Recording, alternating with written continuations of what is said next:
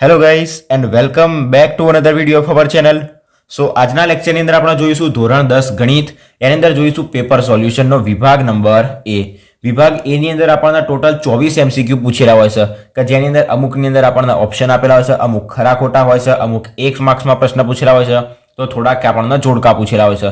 તો ટોટલ જે 24 આપણને MCQ પૂછેલા હોય છે વિભાગ એ ની અંદર એનું આપણે આજે સોલ્યુશન કરીશું. આજે જેટલા પણ આપણે MCQ જોઈશું બોર્ડ એક્ઝામ માટે બહુ જ ઇમ્પોર્ટન્ટ છે, મોસ્ટ ઇમ્પોર્ટન્ટ કહેવાય એવા MCQ આપણને આપેલા છે. હવે MCQ નું સોલ્યુશન કરીએ એટલે આપણે એવું જોવા ના બેસીએ કે બેઝિકના છે કે સ્ટાન્ડર્ડના. કોઈ પણ MCQ એ હંમેશા આપેલા શેમાંથી હોય, ચોપડીમાંથી જ આપેલા હોય. અને બેઝિક અથવા તો સ્ટાન્ડર્ડ કોઈ પણ MCQ શેની અંદરથી આવશે, ચોપડીની અંદરથી જ આવશે. તો આપણી ફરજ શું કે MCQ નું સોલ્યુશન કરીએ. આજના લેક્ચરની અંદર આપણે પહેલા પેપરના 24 MCQ નું શું કરીશું, સોલ્યુશન કરીશું. દરેક MCQ તમને જો દાખલો હશે તો એને ગણવાનો અને જો MCQ છે તો એને સમજાવીશ. કમ્પ્લીટ આપણને એની અંદર ખબર પડી જશે. વિડીયોમાં અંત સુધી બન્યા રહેજો. પૂરેપૂરું પેપર તમને કમ્પ્લીટ ધ્યાનપૂર્વક હું સમજાવી દઈશ. સ્ટાર્ટ કરીએ. પહેલા નંબરની અંદર જોઈએ પહેલો MCQ આપણને શું આપ્યું છે કે દ્વિચલ સુરેખ સમીકરણ યુગ્મમાં a1/a2 = b1/b2 = c1/c2 હોય તો એનું આલેખાત્મક સ્વરૂપ કેવું હોય. મેં તમને લેક્ચરની અંદર પણ કીધું હતું કે ચોપડીની અંદર પેજ નંબર 23 ઉપર એક કોષ્ટક આપેલું છે. એ કોષ્ટકની અંદરથી સૌથી પહેલો જ પ્રશ્ન એક્ઝામની અંદર તમને જોવા મળી જશે અને અહીંયા આગળ આપણને એ જ પૂછ્યું છે. તો પેજ નંબર 23 ઉપર જે કોષ્ટક આપેલું રહ્યું એનું આલેખાત્મક સ્વરૂપ, એને કેટલા ઉકેલ હોય અને સમીકરણ સુસંગત છે કે નહીં તે ચકાસો એ ખાસ તૈયાર કરી દેવાનું. આનો જવાબ શું આવશે કે જો a1/a2 = b1/b2 = c1/c2 મતલબ દરેકે દરેક વસ્તુ સરખી હોય તો એના ઉકેલ કેવા હોય, મતલબ સમપાતી રેખાઓ આપણને મળે. ઓકે, નંબર 2 આ જો પ્રશ્ન રહ્યો એ 10માંથી 8 પેપરમાં આ પ્રશ્ન આપણને પૂછેલો જ હોય કે દ્વિઘાત સમીકરણનો ઉકેલ શોધવાનું જે સૂત્ર રહ્યું દ્વિઘાત સૂત્ર એ કોને આપ્યું હતું તો કે શ્રીધર આચાર્યએ આપ્યું હતું. 10 પેપરમાંથી 8 પેપરમાં આ પ્રશ્ન તો આપણને પૂછેલો જ હોય છે, આપણે યાદ રાખી લેવાનું. ત્રીજા નંબરની અંદર આપણને શું કીધું છે કે કોઈ શ્રેણી માટે a10 બરાબર ખાલી જગ્યા થાય. a10 મતલબ શું કહેવાય, 10મું પદ. તો 10મું પદ આપણી પાસે an નું સૂત્ર છે an = a + n-1 * d. અહીંયા આગળ n ની જગ્યાએ આપણને 10 આપ્યા છે તો a10 બરાબર શું થશે, a + n ની જગ્યાએ મૂકીએ 10 - 1 * d તો બરાબર આપણને શું મળશે, a + 10 માંથી 1 જાય એટલે 9 * d તો આપણને જવાબ શું મળશે, a + 9d. તો a + 9d આપણો ઓપ્શન નંબર C. નંબર 4 જોઈએ. બિંદુ a b નું ઉગમ બિંદુથી અંતર ખાલી જગ્યા થાય. આપણને ખબર છે વર્ગમૂળમાં a² + b². જો આપણને બિંદુ x y આપ્યા હોય તો અંતર શું થાય તો કે વર્ગમૂળમાં x² + y². કમ્પ્લીટ આટલા સુધી એકદમ સિમ્પલ. યામ ભૂમિતિ ચેપ્ટરનો આપણને પ્રશ્ન પૂછેલો છે. નંબર 5 જોઈએ. sin² 45 ની કિંમત. એના માટે આપણને ત્રિકોણમિતિનો પરિચયની અંદર કોષ્ટક આપેલું છે. કોષ્ટકની અંદર દરેકે દરેક કિંમત કેવી રીતના યાદ રાખવી એનો પણ મેં વિડીયો બનાવેલો છે. એ વિડીયો જોઈ લેજો, તમને આખું જ કોષ્ટક મોટે યાદ રહી જશે. sin 45 ની કિંમત કેટલી થાય તો કે 1/√2 એ sin 45 ની કિંમત થાય. અહીંયા આગળ sin² 45 ની કિંમત પૂછી છે તો sin 45 ની કિંમત જે રહી એનો આપણે સ્ક્વેર કરી દેવાનો. તો બરાબર શું મળશે, 1² 1 ભાગ્યા √2 મતલબ √2 ગુણ્યા √2 એટલે આપણને શું મળશે, 2. તો 1/2 આપણો શું આવશે આન્સર. Answer number B. હવે આગળના MCQ જોઈએ. આગળ આપણને નંબર 6 માં કીધું છે કે કોઈ માહિતી માટે x બાર બરાબર 15 હોય મતલબ મધ્યકની કિંમત 15 આપેલી છે, z બરાબર 15 મતલબ બહુલક 15 આપ્યો છે તો m બરાબર ખાલી જગ્યા થાય. આ દાખલો પણ 10માંથી 6 થી 7 પેપરમાં હોય જ છે. મોસ્ટ IMP દાખલો છે કે જેના માટે આપણને ચોપડીની અંદર એક સૂત્ર આપેલું છે. પેજ નંબર જોઈએ 173 ઉપર. હું તમને પેજ નંબર સાથે કહું છું કે જેથી તમને કમ્પ્લીટ ખબર પડી જાય. 173 નંબરના પેજ ઉપર આપણને સૂત્ર આપેલું છે કે 3 ગુણ્યા મધ્યસ્થ બરાબર બહુલક પ્લસ 2 ગુણ્યા મધ્યક. આ રહ્યું આપણી પાસે સૂત્ર છે. 3m = z + 2x બાર. અહીંયા આગળ આપણને કોની કિંમત આપેલી છે તો કે બહુલક કે જે 15 આપેલું છે. એ સિવાય મધ્યક પણ આપણને 15 આપેલું છે તો 2 ગુણ્યા 15 બરાબર 15 પ્લસ 15 દૂર થઈ જશે 30. 30 ના 15 કેટલા થશે, 45. આ કોની કિંમત મળી, 3m ની. આપણે મધ્યસ્થ શોધવાનો છે. મધ્યસ્થ m બરાબર શું થશે, 45/3 એટલે આપણને મળી જશે 15. હંમેશા દરેકે દરેક દાખલો જે પૂછી રહ્યા છે એ મોસ્ટ ઓફ કયો પૂછે છે કે જ્યાં 3માંથી 2 કિંમતો જે રહી એ સેમ જ આપી હોય છે કે જો આ 3માંથી કોઈ પણ 2 કિંમતો સમાન હોય તો ત્રીજી કિંમત એ જ મળશે.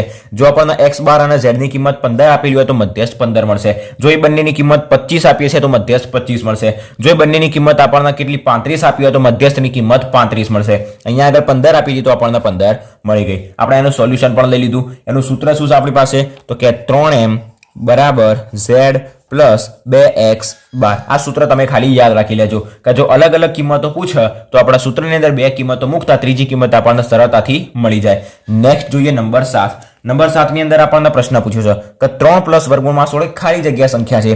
હવે ઘણા લોકો વર્ગમૂળમાં 16 જોશે એટલે એમને લાગશે કે વર્ગમૂળ વાળી સંખ્યા કેવી હોય, અસમ્ય સંખ્યા હોય. પણ ધ્યાનથી સમજો કે એ કેવી થશે. એક તો 3 પ્લસ વર્ગમૂળમાં 16. વર્ગમૂળમાં 16 મતલબ શું કહેવાય? 4. 16 નું વર્ગમૂળ નીકળી જાય 4 તો 3 ને 4 થશે 7. હવે 7 કેવી સંખ્યા કહેવાય? સમય સંખ્યા કહેવાય. તો આનો જવાબ શું આવશે? સમય સંખ્યા. ઓકે. નંબર 8 જોઈએ. દ્વિઘાત બહુપદી x square plus 2x plus c બરાબર 0 જ્યાં a નોટ ઇક્વલ ટુ 0 ના શૂન્યોમાં આલ્ફા અને બીટા હોય તો આલ્ફા ઇન્ટુ બીટા બરાબર ખાલી જગ્યા થાય. આલ્ફા ઇન્ટુ બીટાનું સૂત્ર આપણને ખબર છે શું આવે? c ભાગ્યા a. જો આલ્ફા પ્લસ બીટા પૂછ્યું હોય તો માઇનસ b ભાગ્યા a અને આલ્ફા ઇન્ટુ બીટા પૂછ્યું હોય તો c ભાગ્યા a. એ સિવાય પેજ નંબર આપણને 18 ઉપર બીજા 3 સૂત્રો પણ આપેલા છે ચોપડીની અંદર કે alpha plus beta plus gamma જો 3 એના શૂન્ય મળતા હોય તો માઇનસ b ભાગ્યા a. Alpha beta plus beta gamma plus gamma alpha એ 3 શૂન્યનો સરવાળો મળતો હોય તો આપણને શું મળે? c ભાગ્યા a. અને એ સિવાય ત્રણેય શૂન્યનો ગુણાકાર alpha into beta into gamma બરાબર માઇનસ d ભાગ્યા a. 18 નંબરના પેજ ઉપર આપણને આપેલું છે એને એક વખત ચેક કરી દેજો બરાબર. આલ્ફા ઇન્ટુ બીટા c ભાગ્યા a અને alpha plus beta minus b ભાગ્યા a. આ બે તો આપણને ખાસ યાદ રહેવા જોઈએ. તો આનો જવાબ શું આવશે? c ભાગ્યા a. ઓપ્શન નંબર પહેલો. નંબર 9. સમતોલ પાસા પર અંક 4 આવવાની સંભાવના ખાલી જગ્યા. એકદમ સિમ્પલ. પાસો હોય તો પાસાની અંદર ટોટલ કેટલી સંખ્યાઓ આવી શકે? 6 આવી શકે. તો 6 માંથી કશું પણ ગમે તે આવી શકે. તો નીચે શું આવે? હંમેશા કુલ શક્ય પરિણામોની સંખ્યા 6 અને ઉપર શું આવશે?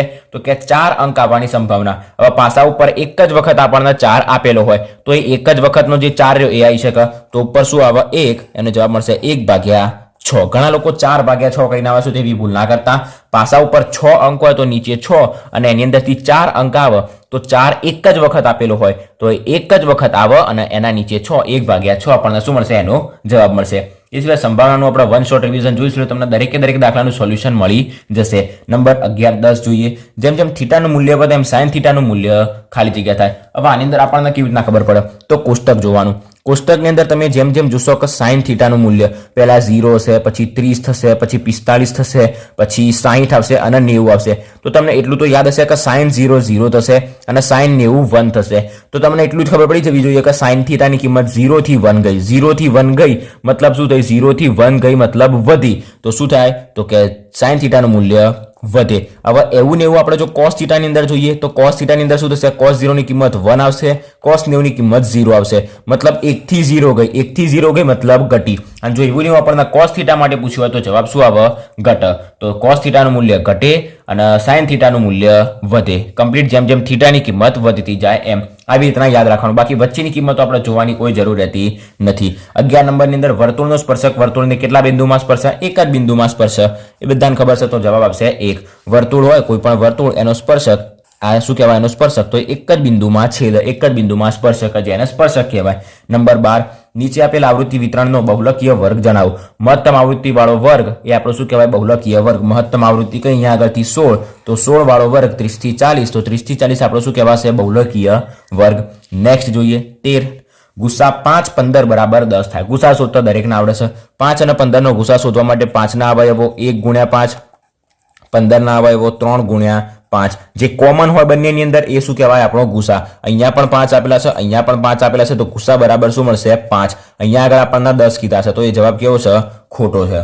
નંબર 14 ની અંદર આકૃતિમાં કોઈ બહુપદી y બરાબર px નો આલેખ આપેલ છે. આ કિસ્સામાં px ના 3 શૂન્યોની સંખ્યા 3 છે. ખરા ખોટાની અંદર પૂછ્યું છે. હવે p of x કૌંસની અંદર x મતલબ આલેખ x અક્ષને કેટલી વખત ટચ કરે? જેટલી વખત ટચ કરતો હોય એટલા એના શૂન્ય હોય. આ રહી x અક્ષ અને આ રહ્યો એનો આલેખ. x અક્ષને કેટલી વખત ટચ કર્યો? 1 વખત, આ 2 વખત, આ 3 વખત. મતલબ એના શૂન્ય કેટલા મળે? 3. આપણને 3 કીધેલા છે તો આપેલું જે વિધાન રહ્યું એ સાચું છે.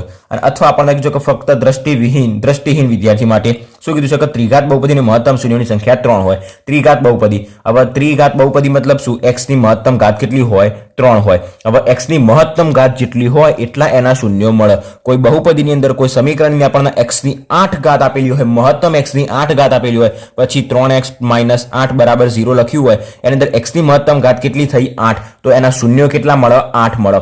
x ની જેટલી મહત્તમ ઘાત હોય એટલા એના શૂન્યો મળે. ત્રિઘાત બહુપદીની અંદર x ની ઘાત કેટલી હોય? મહત્તમ 3 હોય તો એના શૂન્યો કેટલા મળે? 3 મળે. મતલબ આપેલું વિધાન કેવું છે? સાચું. આ બંને વિધાન સાચા. નંબર 15 ની અંદર જોઈએ દ્વિચલ સુરેખ સમીકરણ માટે a1/a2 બરાબર b1/b2 સ્થિતિમાં સુરેખ સમીકરણ સુસંગત છે. હવે આના માટે આપણે ચોપડીની અંદર પેજ નંબર 23 જોવું પડે. પેજ નંબર 23 ની અંદર આપણને એવું લખેલું નથી કે સમીકરણ સુસંગત છે કે નહીં. તો એવું હંમેશા યાદ રાખવાનું, જ્યારે પણ કોઈ પણ સમીકરણના ઉકેલ મળે, એક ઉકેલ મળે મતલબ અનન્ય ઉકેલ મળે કે અનંત ઉકેલ મળે, જ્યારે પણ એના ઉકેલ મળે તો સમીકરણ સુસંગત, પણ જો એના ઉકેલ ના મળે તો સમીકરણ સુસંગત કહેવાય નહીં. તો આના આપણને ઉકેલ મળે, ઉકેલ મળતા હોય તો સમીકરણ સુસંગત કહેવાય. ચોપડીની અંદર બાજુમાં લખી દેજો કે જ્યાં આગળ એવું લખ્યું છે કે અનન્ય ઉકેલ મળે અને એના નીચે એક જગ્યાએ એવું પણ લખેલું છે કે અનંત ઉકેલ મળે, તો એ બંને કિસ્સામાં સમીકરણ સુસંગત કહેવાય. પણ જ્યાં એવું લખેલું હશે કે ઉકેલ નથી, ઉકેલ ના મળે, ત્યાં આગળ સમીકરણ સુસંગત કહેવાય નહીં. તો ટૂંકમાં એટલું જ યાદ રાખવાનું, જો આપણને કોઈ પણ સમીકરણના ઉકેલ મળે, ગમે તેટલા ઉકેલ મળે, એક મળે કે અનંત મળે કે બે મળે, ગમે તેટલા ઉકેલ મળે, જો ઉકેલ મળે તો સમીકરણ સુસંગત, ઉકેલ ના મળે તો સમીકરણ સુસંગત નથી. નંબર 16 પ્રયોગની તમામ મૂળભૂત પ્રાથમિક ઘટનાની સંભાવનાનો સરવાળો કેટલો થાય? 0 થાય. દરેકને ખબર છે કે સંભાવનાનો સરવાળો કેટલો થાય? 1 થાય. અહીંયા આગળ આપણને 0 કીધો છે તો આપેલું વિધાન ખોટું છે. નંબર 17 જોઈએ. એક વાક્યમાં શબ્દમાં કે અંકમાં જવાબ લખો. નંબર 17 ની અંદર કીધું છે કે સમાંતર શ્રેણીનું nમું પદ શોધવાનું સૂત્ર. nમું પદ શોધવાનું સૂત્ર કે જે શું કહેવાય? an બરાબર a plus n-1 into D. આપણો જવાબ એકદમ સિમ્પલ સૂત્ર પૂછ્યું હતું. વર્તુળને વધુમાં વધુ કેટલા સમાંતર સ્પર્શક મળે?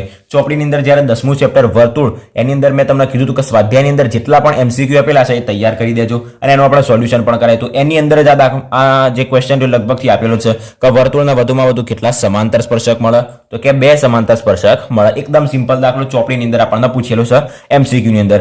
નંબર 19 સૂર્ય પૂર્વમાં ઉગે તે ઘટનાની સંભાવના કેટલી? હવે સૂર્ય હંમેશા પૂર્વમાં જ ઉગવાનો છે, દરેકને ખબર છે. મતલબ કેવી ઘટના થઈ કહેવાય? ચોક્કસ ઘટના થઈ કહેવાય. અને ચોક્કસ ઘટનાની સંભાવના હંમેશા કેટલી હોય? 1 હોય. તો સૂર્ય પૂર્વમાં ઉગે તેની સંભાવના કેટલી? 1. જો પશ્ચિમમાં ઉગે એવું કહે તો એની સંભાવના કેટલી? 0. કારણ કે જો પશ્ચિમમાં ઉગે મતલબ અશક્ય ઘટના કહેવાય અને અશક્ય ઘટનાની સંભાવના કેવી હોય?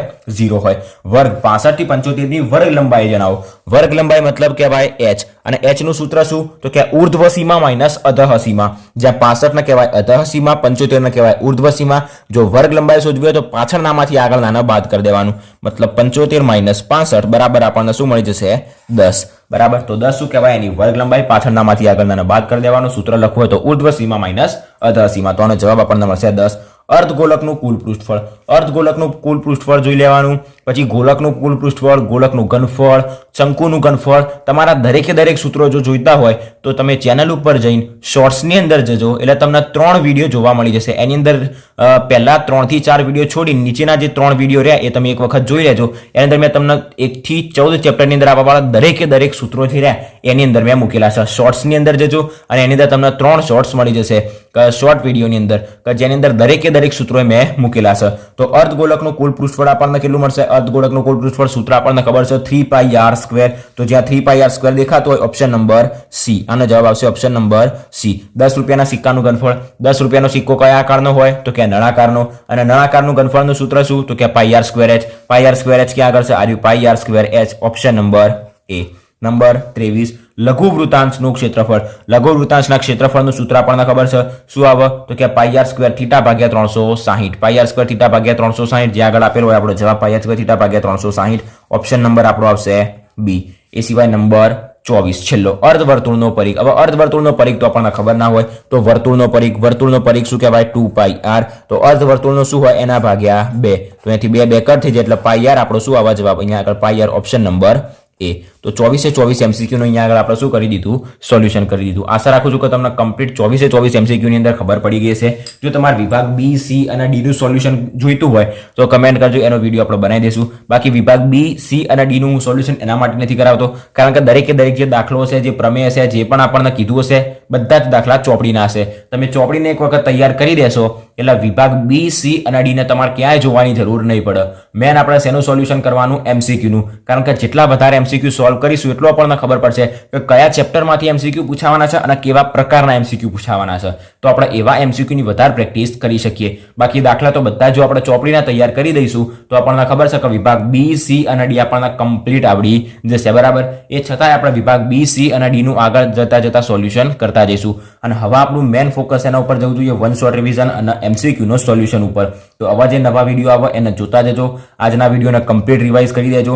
જેટલા પણ 24 એમસીક્યુ જોયા આ 24 એમસીક્યુ એક્ઝામ માટે બહુ જ ઇમ્પોર્ટન્ટ છે. તો એને એકદમ કમ્પ્લીટ તૈયાર કરી દેજો. અને મેં ખાલી એવું નહીં કે એના જવાબ લખી દીધા, તમને જેની અંદર સમજાવવા જેવું હતું એની અંદર કમ્પ્લીટ સમજાવ્યું પણ છે. તો એને કમ્પ્લીટ સમજી લેજો. અને જે મેં કીધું કે જે સૂત્ર આવે જેમ કે 3m = z + 2x બાર એ બધા જે સૂત્રો રહ્યા પેજ નંબર 23 રહ્યું છે ચોપડીની અંદર એને કમ્પ્લીટ તૈયાર કરી દેજો. એ સિવાય વિવેચક શોધવાનું સૂત્ર b² - 4ac એના પણ ઘણા બધા દાખલા આવે છે 1 માર્ક્સની અંદર. અહીંયા આગળ નતો પૂછ્યો તો કોઈ વાંધો નહીં, બોર્ડની એક્ઝામમાં આપણને પૂછી શકે. તો વિવેચક કેવી રીતના શોધવો એ પણ કમ્પ્લીટ જોઈ લેવાનું. કે જે આપણા હમણાં જે બોર્ડ એક્ઝામના વિડીયો આવી રહ્યા છે એની અંદર પણ વિવેચક કેવી રીતના શોધવું તમને કમ્પ્લીટ શીખવાડેલું છે.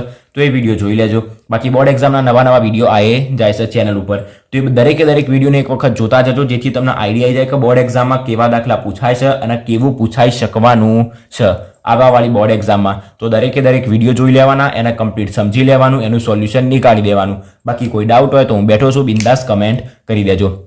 આજના વિડીયોમાં અહીંયા સુધી. આના નેક્સ્ટ લેક્ચરની અંદર આપણે એક ઉંમરવાળો દાખલો સોલ્વ કરવાનો છે. એ ઉંમરવાળો દાખલો બોર્ડ એક્ઝામ માટે મોસ્ટ ઇમ્પોર્ટન્ટ છે. તો એ દાખલાનો વિડીયો પણ અવશ્ય જોઈ લેજો. બાકી બોર્ડ એક્ઝામની તૈયારી કમ્પ્લીટ કરવી હોય તો ડિસ્ક્રિપ્શન બોક્સમાં એક પ્લેલિસ્ટની લિંક મળી જશે બોર્ડ એક્ઝામ માટેની. એ લિંક ઉપર ક્લિક કરશો એટલે તમને દરેક બોર્ડ એક્ઝામમાં આવાવાળા દરેક ઇમ્પોર્ટન્ટ ટોપિકનો વિડીયો મળી જશે. એ દરેક વિડીયોને જોઈને કમ્પ્લીટ તૈયાર કરી દેજો. બોર્ડ એક્ઝામ માટે બહુ જ ઇમ્પોર્ટન્ટ છે. આજના વિડીયોમાં અહીંયા સુધી. આ 24 એમસીક્યુમાં ગમે ત્યાં ક્યાંય પણ ડાઉટ હોય અથવા તો તમારો કોઈ ક્વેશ્ચન હોય તો બિંદાસ કમેન્ટ કરજો. એનું આપણે સોલ્યુશન નીકાળી દઈશું, એનો તમને જવાબ મળી જશે. વિડીયો ગમ્યો હોય તો વિડીયોને લાઇક, શેર, ચેનલને સબસ્ક્રાઇબ જરૂરથી કરી દેજો. Thanks for watching guys.